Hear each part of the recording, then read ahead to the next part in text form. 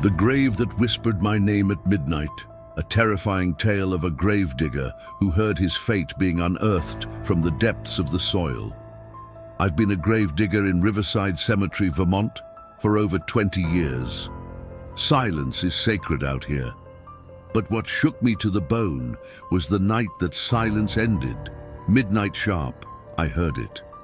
A voice, calling out my name. Benjamin. Benjamin. It was faint, muffled, but it was coming from the ground.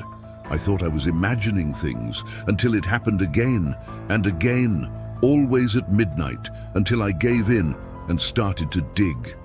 The sound always came from the same place, Plot 217, an unused grave from nearly a century ago.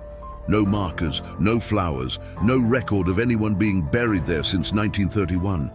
But something down there knew my name. On the third night, I brought a shovel, dug 2 feet, then 4, then 7, and then thud. Wood, a tiny decaying coffin, covered in strange carvings I didn't recognize. When I touched it, I swear it quivered, like something was alive inside. I ran, but that wouldn't be the last time the grave would call to me. Next morning, there was an envelope outside my door. Inside, an old black and white photo. It showed 5 men around an open grave. Plot 217, no doubt, the same coffin.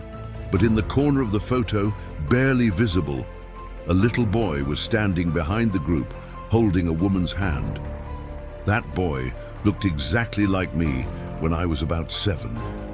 On the back of the photo, written in faded ink, "You promised to come back." That night, I left my phone on the grave, recording. I needed proof or closure. At 12:03 a.m., a whisper, "Benjamin." Then another voice, "You opened it, now finish it." Then scratching sounds like nails on wood from inside the coffin. But the worst part, at the end of the recording, I heard my own voice say, "The grave is mine, let me in." I didn't say that, I wasn't there, or was I? I took the photo to a local archivist. She paled when she saw it.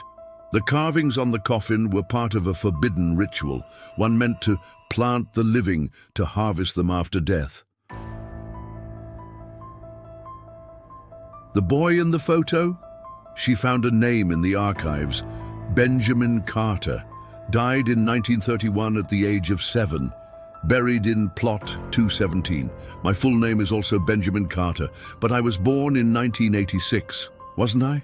I dreamed I was inside the coffin, not metaphorically. I was the coffin. I could feel the pressure of the dirt, the weight, the darkness, and inside me, a child, screaming, scratching. "You said you'd come back." I woke up covered in dirt, my fingernails raw, and the same shovel I used 3 nights before, planted firmly into the soil of Plot 217. I don't remember going out, but someone had dug deeper. Today, I checked the burial registry again. There it was, my name newly written, Benjamin Carter, date of death, soon. Plot 217 was now officially marked as reserved for me. And that boy from the photo, he appeared in a new frame on the cemetery office wall, smiling, standing behind me, holding the shovel. Would you listen if a grave whispered your name? And what if the voice was your own? Comment if you've ever dreamed of being buried, and share with someone who's heard their name in the silence of the night.